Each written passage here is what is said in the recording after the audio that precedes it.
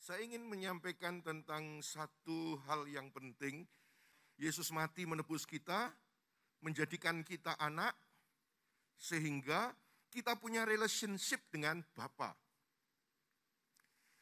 Tema di gereja kita di bulan April ini adalah tentang healing and restoration dari relationship, kesembuhan dan pemulihan relationship. Saya ingin menyampaikan kepada saudara prinsip relationship dengan Bapa. Ada aturan-aturan atau prinsip-prinsip ketika kita berrelationship dengan Bapa. Di Bible ada banyak hal yang tidak masuk akal untuk dilakukan. Namun ketika dilakukan, yang tidak masuk akal yang disuruh Tuhan ini dilakukan, berkat yang tak masuk akal pun terjadi. Contoh, ada perintah yang tak masuk akal, putari tembok 7 hari. Ini kan tidak masuk akal, tetapi ternyata tembok itu runtuh dan Yosua orang Israel menang menghadapi Jericho. Dengan tongkat disuruh mengangkat untuk membelah lautan. Ini kan nggak masuk akal. Tetapi karena mengerjakan perintah yang tak masuk akal, berkat yang tak masuk akal terjadi. Orang Israel berjalan di tengah laut, di tanah kering yang terbelah laut itu. Saudara-saudara, dalam relationship dengan Bapa, ada perintah-perintah yang nampaknya nggak masuk akal. Tetapi jika saudara melakukannya, berkat yang tak masuk akal pun saudara bisa alami. Percaya katakan amin. Kebangkitan Yesus juga hal yang tidak masuk akal. Tetapi itulah yang terjadi. Saya mau beritahu kepada saudara bahwa Tuhan bukan hanya ingin saudara diberkati, tetapi semua jemaat ini mengalami banyak hal ajaib yang tidak masuk akal, yang di luar nalar. Ada berkat umum, matahari, hujan, ini berkat umum. Ada berkat khusus. Tetapi ada berkat yang tidak masuk akal. Dan saya rindukan ini, saudara alami. Ketika kebangkitan Yesus yang tidak masuk akal terjadi, biarlah engkau juga alami berkat yang tak masuk akal. Kau alami dalam hidup saudara. Balik tentang tema kita. Tema kita pada bulan ini adalah relationship. Kalau saudara berteman, itu ada relationship. Dalam keluarga ada relationship. Dengan Tuhan juga ada relationship. Namun berapa banyak orang yang membuang relationship dengan teman, dengan keluarga, bahkan dengan Tuhan karena uang atau harta. Itu sungguh menyedihkan, saudara. Sangat memprihatinkan. Berteman hancur karena uang. Keluarga berantakan karena uang. Relationship dengan Tuhan juga karena uang hancur. Saudara tahu, Bible Tuhan Yesus sendiri mendeskripsikan siapa lawannya Tuhan. Tidak bisa orang menyembah dua Tuhan. Siapa yang kedua ini? Ternyata bukan iblis, bukan berhala, bukan yang lain, dukun atau apa. Tidak bisa orang menyembah dua Tuhan. Tuhan dan Mamon. Kenapa Mamon ini saingannya Tuhan? Karena Mamon, harta, ini punya daya pikat yang besar yang menyaingi Tuhan. Kalau daya pikatnya setan lebih dari harta, pasti Tuhan Yesus akan berkata, tidak bisa kau punya dua Tuhan. Tuhan dan setan. Tidak begitu ternyata. Tuhan dan Mamon. Berarti saudara, daya tarik Mamon ini saingannya Tuhan. Saya ingin kita semua belajar memahami relationship dengan Tuhan sebagai yang utama, yang terdahulu. Di Bible di dituliskan peristiwa Maria mengurapi Yesus dengan minyak narwastu 0,5 liter. Yang mahal, menyeka kaki Yesus dengan rambutnya. Maria dapat memberikan yang terbaik, melakukan yang terbaik kepada Yesus. Tetapi saudara, bagaimana sikap Yudas? Di Yohanes pasal 12 ayat 5 berkata, mengapa minyak wangi itu tidak dijual seharga 300 dinar dan uangnya diberikan kepada orang-orang miskin. Yang dilakukan oleh Maria tidak masuk akal. Yang dikomentari oleh Yudas yang masuk akal. Kalau saudara ketika itu ada di sana, bagaimana respon saudara? Apa saudara mengangguk-ngangguk? Iya ya, masuk akal Yudas ini. Buat apa menabur ke gereja? Kan gerejanya sudah besar. Pastornya hidupnya baik-baik. Masuk akal ini Yudas. Buat apa membawa perpuluhan? Pelayan di sini kan sudah bagus. Dibagi saja toh ke pelayanan di desa-desa yang lebih membutuhkan, janda-janda atau anak yatim. Yang lainnya lagi, buat apa saya pelayanan? Yang pelayanan kan sudah banyak. Yang masuk akal, yang dilakukan Maria tidak masuk akal. Saya mau sampaikan kepada saudara, baik yang di rumah juga, yang mengikuti online. Saudara tidak berbuat baik. Menurut pandangan saudara sendiri itu baik, gak apa-apa. Tidak ikut pelayanan, gak apa-apa. Tidak nabur, gak apa-apa. Tidak membawa perpuluhanmu, gak apa-apa. Tapi ingat, jangan mempengaruhi orang lain melakukan yang sama denganmu. Jangan menghalangi orang lain melakukan hal yang tidak masuk akal menurutmu. Mengapa? Karena mereka punya relationship dengan Tuhan yang kau tidak punya. Jangan menjadi Yudas. Orang yang punya relationship, ia melakukan yang tak masuk akal, itu sesuatu yang wajar. Tetapi kalau kita tidak punya relationship seperti Yudas, maka menurut dia tidak masuk akal itu tidak wajar. Jangan menjadi Yudas. Katakan bersama saya bukan Yudas, 1, 2, 3. Saya bukan Yudas. Hari ini kita mau lihat seberapa kita memiliki dan menghargai relationship dengan Tuhan. Ketika Maria ini punya relationship dengan Tuhan, dia membawa minyak narwastu yang mahal dengan harga 300 dinar, itu upah 1 tahun kerja. Kalau misalnya ya, 1 bulan saudara gajinya 5 juta, berarti dia berikan 1 tahun itu 5 kali 12, 60 juta. Ditaruh di kaki, diusap dengan rambut. Gak masuk akal tuh. Tapi karena dia punya relationship. Yudas memikirkan, kan baik dikasih orang miskin. Karena dia tidak punya relationship dengan Yesus. Dan akhirnya Yudas binasa. Wanita ini seperti apa? Yesus berkata, biarkan.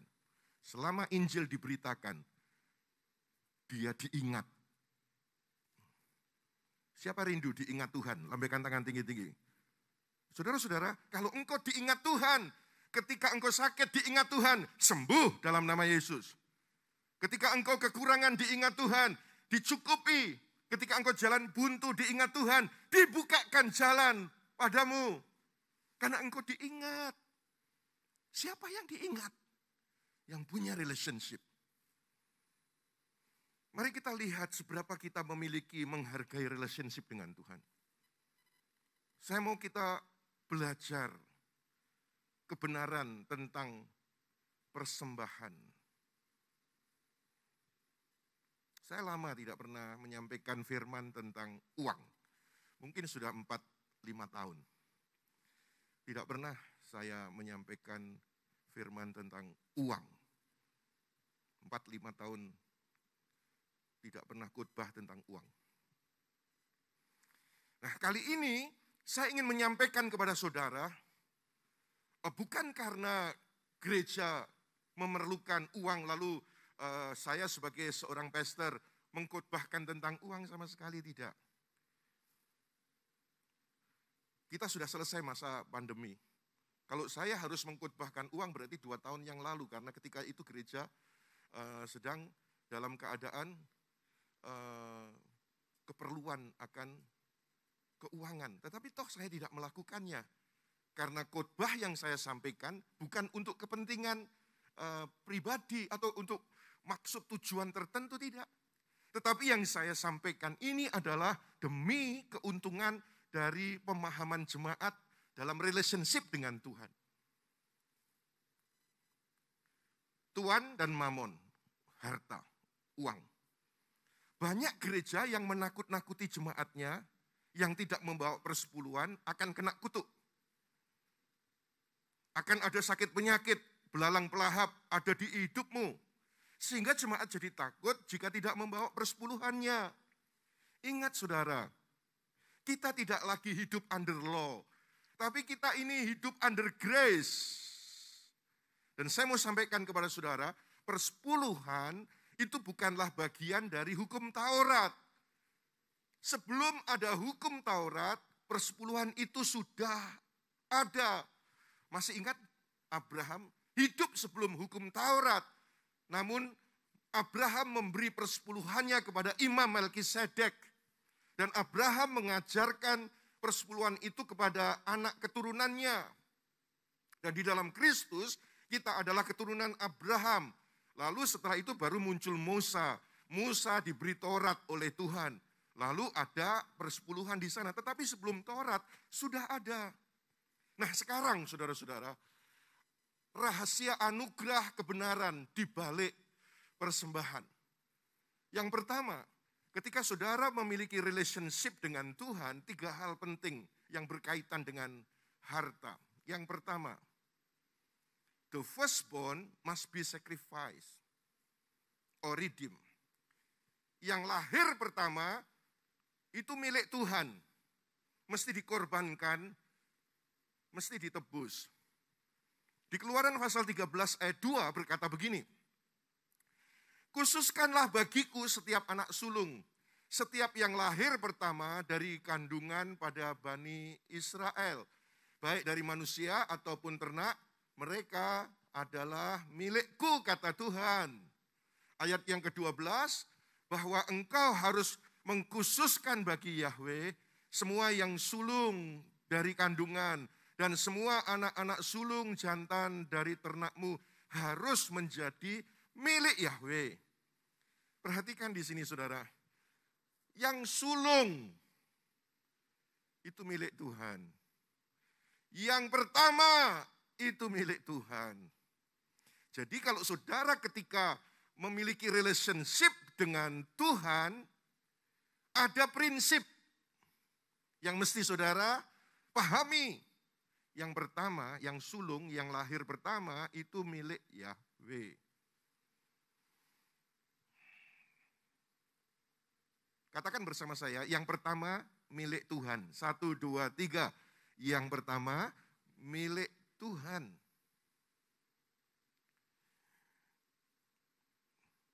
Saya punya anak 3, Billy, Sandra, Gary. Yang pertama milik Tuhan. Tetapi puji Tuhan, karena anugerah Tuhan, 3-tiganya saya serahkan kepada Tuhan. Tapi prinsip dasarnya yang pertama itu milik Tuhan.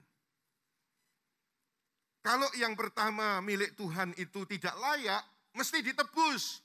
Apa bedanya dikorbankan dan ditebus? Lihat di Keluaran 13 ayat 13. Setiap yang sulung dari seekor keledai, engkau harus menebusnya dengan seekor anak domba. Dan jika engkau tidak mau menebusnya, maka engkau harus mematahkan lehernya. keledai itu. Dan setiap anak sulung manusia di antara anak-anakmu, engkau harus menebusnya.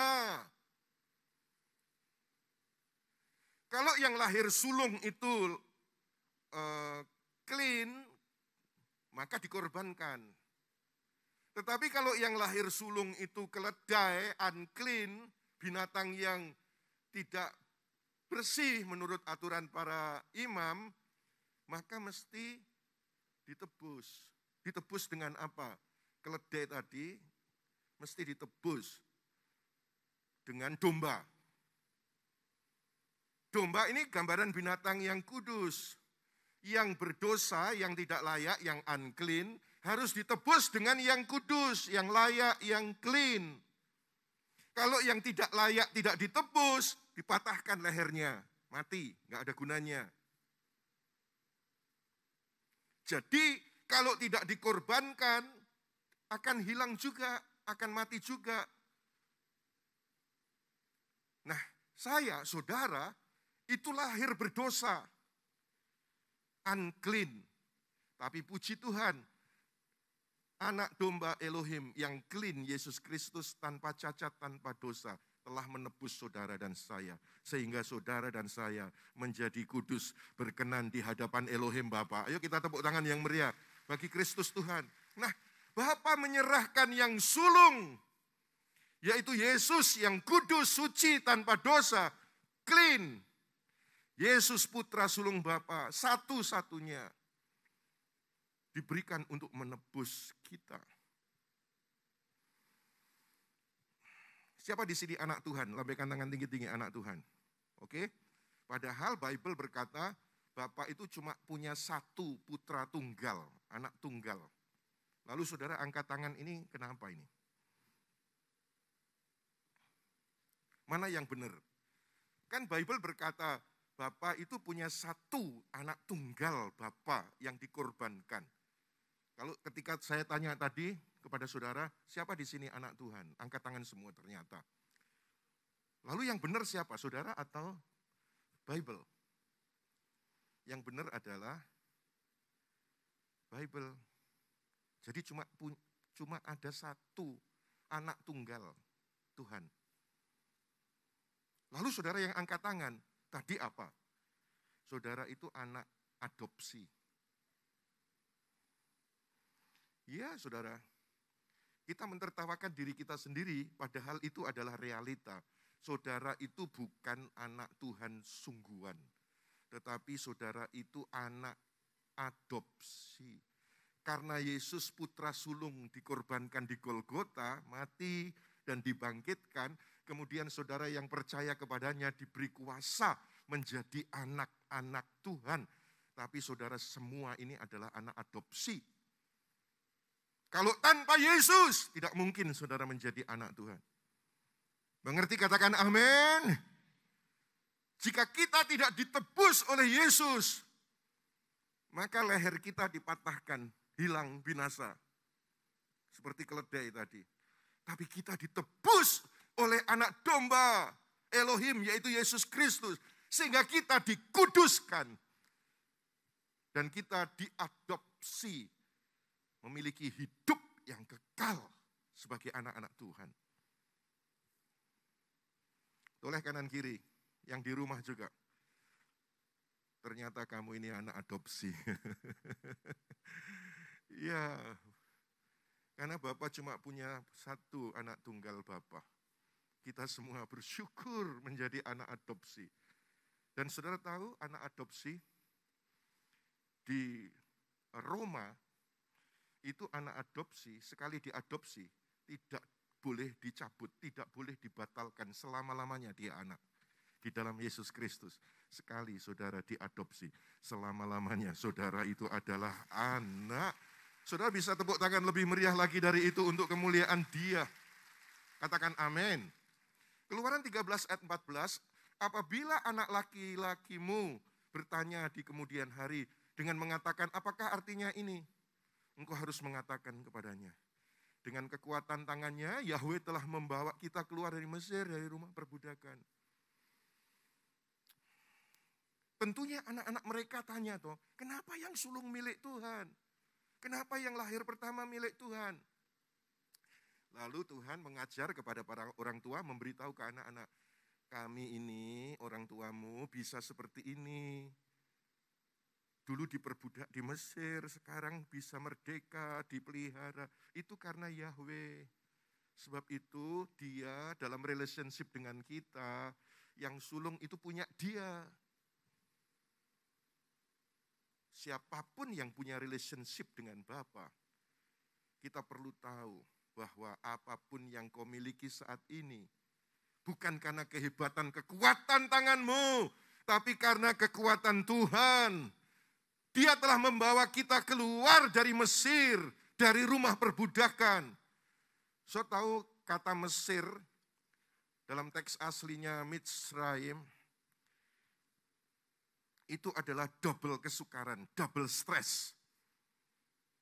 Berapa banyak dari kita kerja sampai double stress. Diperbudak oleh mamon, mengejar mamon, disuruh lakukan apa-apa demi mendapatkan mamon, double stress. Tetapi sejak kita percaya Tuhan, kita punya Tuhan yang bekerja, memberkatimu, membuat berkat itu bukan kau kejar, tapi berkat itu mengejarmu. Itulah anugerah. Pahamilah saudara, akan rahasia anugerah kebenaran ini. Dalam relationship dengan Tuhan, yang pertama, the firstborn must be sacrificed or redeemed. Yang lahir pertama harus dikorbankan atau ditebus. Yang kedua, dalam relationship dengan Tuhan, the first fruit must be offered. Hasil pertama harus dipersembahkan. Kalau tadi tentang nyawa, kalau yang kedua ini tentang tuayan, hasil pertama harus dipersembahkan. Tentang barang. Keluaran pasal 23 ayat 19, yang terbaik dari hasil pertama ladangmu, haruslah engkau bawa ke bait Yahweh Elohimmu. Dibawa ke bait Tuhan.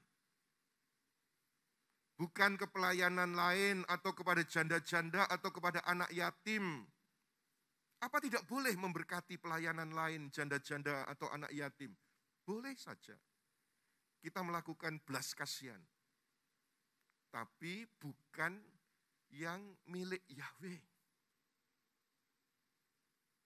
Yang milik Yahweh bawalah ke bait Yahweh.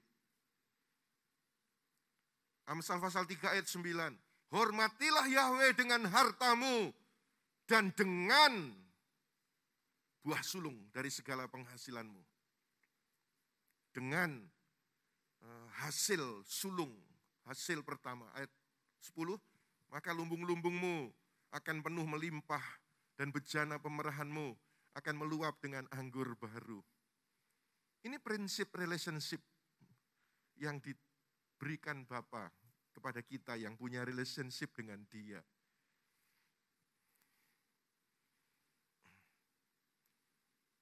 Hasil pertama.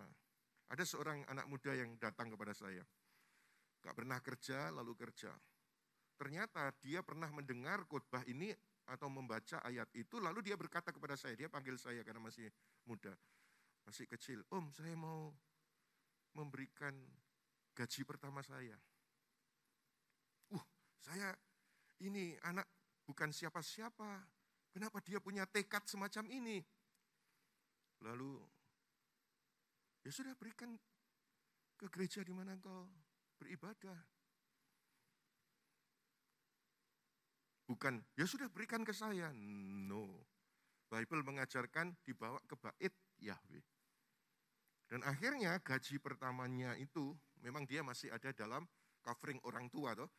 Dari dia mulai bekerja di tempat lain, dia dapatkan hasil, dia beri kepada Tuhan. Hasil pertama, the first fruit itu. Dan saudara tahu hari ini anak tersebut, bagaimana anak ini yang sekolah juga enggak benar. Bukan berarti saya ngajari saudara sekolah nggak benar. Sekolah nggak benar, orangnya diem. Dia bisa di atas, hidup dalam kelimpahan. Dan diberkati dengan hal-hal mewah yang dia kenakan, yang dia kendarai. Bahkan jauh lebih baik dari orang tuanya. Ini kan keren, saudara. Karena kita kan berurusan dengan Bapa. Berkat itu kan bukan dari orang tua. Tuhan bisa memberkati saudara dengan cara 1001 macam cara. Prinsip relationship mesti dijalankan. Ketika kita put Jesus first, maka semua ditambahkan. Yesus sendiri berkata di Matius 6 ayat 33, tetapi carilah terlebih dahulu kerajaan Elohim. Dia yang utama. Kerajaan Elohim utama, kebenarannya utama. Kebenaran itu kan firman. Maka semua ditambahkan kepadamu. Kalau saudara melihat di perjanjian lama, ada peristiwa Kain dan Habel. Dan kita bisa melihat perbedaan kualitas relationship mereka dengan Tuhan. Dua-duanya menyembah Tuhan. Tapi kualitas relationship-nya jauh beda. Mau lihat buktinya? Yuk lihat adiknya dulu, Kejadian 4 ayat 4. Habel sendiri juga mempersembahkan yang sulung. Yang sulung, perhatikan yang sulung. Dan yang tambun dari kawanan dombanya. Yahweh berkenan kepada Habel dan persembahannya.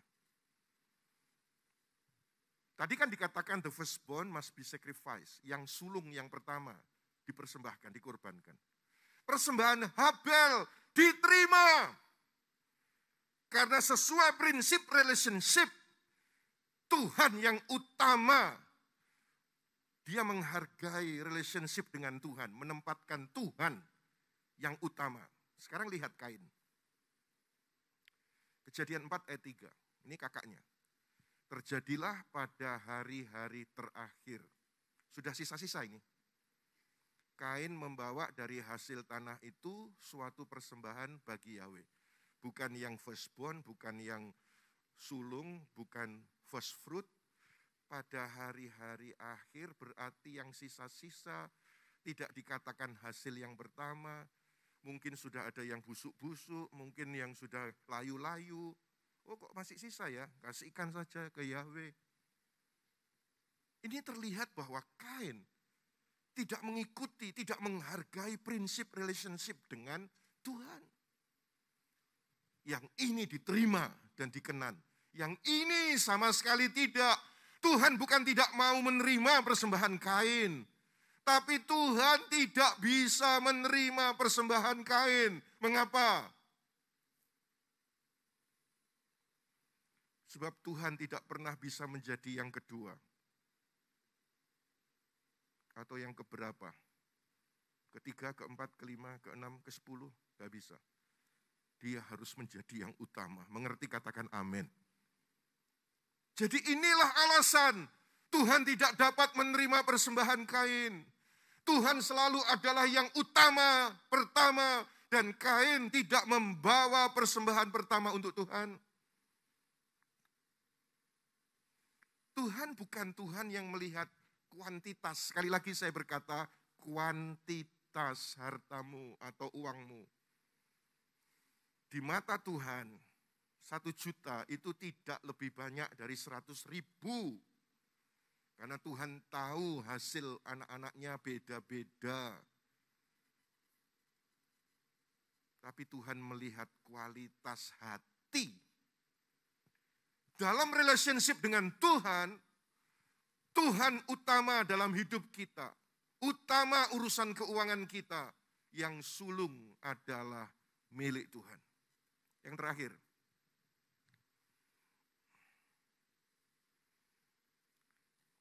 The firstborn must be sacrificed or redeemed. The first fruit must be offered. Ini nyawa, ini hasil tanah penghasilan dari tuaian. Yang ketiga, the tithe must be first. Persepuluhan harus yang utama.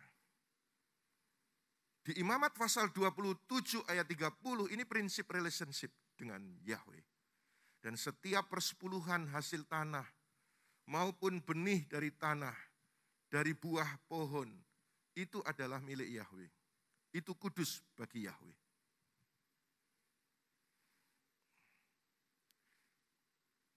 Tidak masuk akal di masa pandemi khotbah semacam ini. Bagi yang tidak punya relationship. Bagi yang memikirkan dengan akal seperti Yudas. Tetapi yang saya sampaikan adalah prinsip relationship dengan Bapa. Zaman dahulu, persepuluhan pakai hasil panen. Kalau sekarang bisa pakai nilai tukar. Alat nilai tukar. Bukan hanya sekarang dengan uang kertas, tetapi bisa melalui transfer dan lain sebagainya. Kalau dulu, semua memakai hasil panen. Kita tidak tahu, saudara. Uang yang kita punyai itu, yang kita terima setiap bulan, itu berasal dari mana? Sudah berputar kemana saja? Sudah melewati tangannya siapa saja? Apakah uang itu sempat dipakai orang untuk melakukan transaksi berdosa, narkoba, prostitusi, korupsi? Pada dasarnya uang itu kotor, tidak kudus, unclean. Tetapi Bible menyebutkan di Roma pasal 11 ayat 16, dan jika roti sulung itu kudus, seluruh adonannya juga kudus. Dan jika akar itu kudus, cabang-cabangnya juga kudus. Jika akar itu kudus, cabang-cabangnya juga kudus.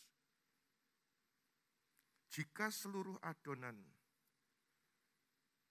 roti sulung kudus, seluruh adonan kudus. Apa maksudnya ini?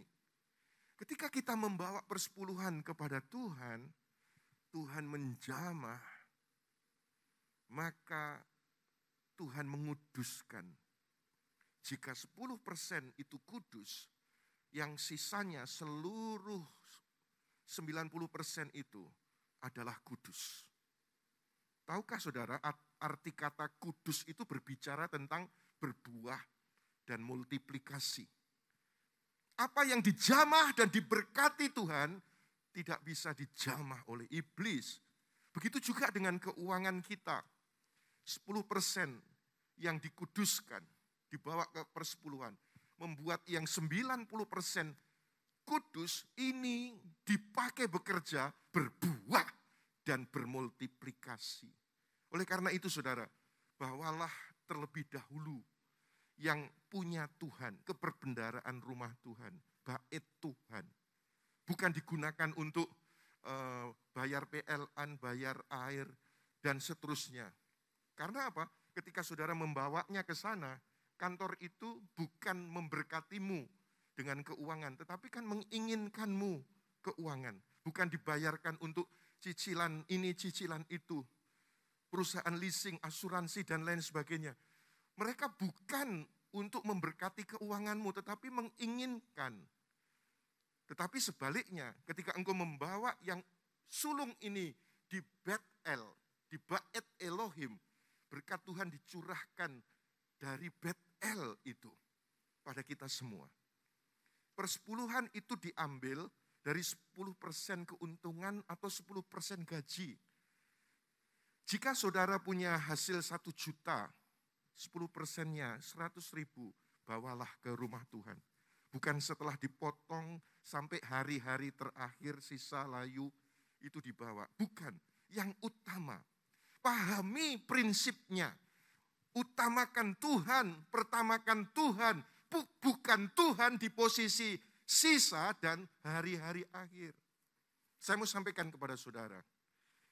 100% without Jesus itu lebih kecil dari 90% with Jesus. Bagaimana relationship kita dengan Tuhan? Apakah kita akan membuang Tuhan demi uang? Atau seperti Habel, mengutamakan uang. Bukan mengesampingkan Tuhan urusan uang. Utamakan Tuhan dalam segala aspek kehidupan. Terutama saingannya Tuhan, yaitu apa? Mamon. Sebab di mana hartamu berada, di situ hatimu berada. Miliki hati yang penuh kasih, iman dan harap dalam melakukan relationship dengan Tuhan, urusan uang. Baik itu persembahan maupun persepuluhan. Bagi manusia, persepuluhan ke gereja lokal itu seperti tidak masuk akal. Tidak masuk akal. Apa yang dilakukan oleh wanita tadi, gaji setahun, tidak masuk akal. Namun berkat yang tidak masuk akal, justru yang akan terjadi dalam hidup kita. Tingkap-tingkap surga dibuka, Tuhan pelihara dengan sempurna. Tuhan mengingat kita di saat kapanpun engkau hadapi sesulit apapun. Dia mengingat kita dan membawa kita kepada kemenangannya. Ayo kita tepuk tangan yang meriah bagi Kristus Tuhan kita. Oke, konklusinya sekarang, prinsip relationship dengan Tuhan. Lihat, yang pertama, the firstborn must be sacrificed or redeemed. Yang lahir pertama itu milik Tuhan. Kalau layak dikorbankan, kalau tidak layak ditebus. Ditebus dengan yang layak. Yang kedua, the first fruits must be offered. Hasil pertama, buah sulung dikorbankan, dipersembahkan. Bukan yang sisa-sisa. Yang ketiga, the tithe must be first. Persepuluhan milik Tuhan, itu yang pertama. Mari kita berdiri bersama-sama saudara, haleluya.